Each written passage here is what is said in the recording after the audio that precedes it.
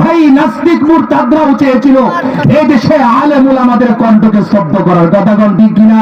কি পরিমাণ আলেমরা নির্যাতন ভোগ করেছে, কি পরিমাণ আলেমরা জেলখানায় চোখের পানি ফেলেছে।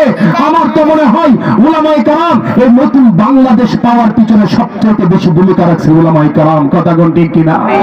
ভাই কি পরিমাণ আলেমরা কষ্ট করেছেন, জেলখানার ভিতরে বসে উলামায়ে কেরাম চোখের পানি দিয়ে গাল আর দাড়ি ভিজায় নাই, চোখের পানি দিয়ে জায়নামাজ পর্যন্ত ভিজাইছে। কথা কোন ঠিক কিনা? আজকে উলামায়ে কেরামদেরকে আল্লাহ তাআলা এমন ইজ্জত, এমন আসনে বসিয়ে দিয়েছে, আমরা আমাদের মনের কথাগুলো পেশ করতে পারি, আমরা কোরআন হাদিসের কথা বলতে পারি।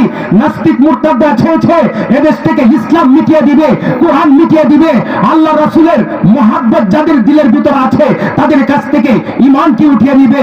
কিন্তু আল্লাহর কসম, ইতিহাস সাক্ষী, কোরআন সাক্ষী, বাস্তবতা সাক্ষী, আবু জেহেলের বাহিনী নবী করিমের কণ্ঠকে স্তব্ধ করতে পারে নাই। কথা কোন ঠিক কিনা? ফেরাউন বাহিনী মুসার কণ্ঠকে স্তব্ধ করতে পারে নাই, নমরুদ ইব্রাহিমের কণ্ঠকে স্তব্ধ করতে পারে নাই। বর্তমান সময়ে উলামায়ে কেরামের কণ্ঠকে কোন নাস্তিক মুরতাদ স্তব্ধ করতে পারবে না।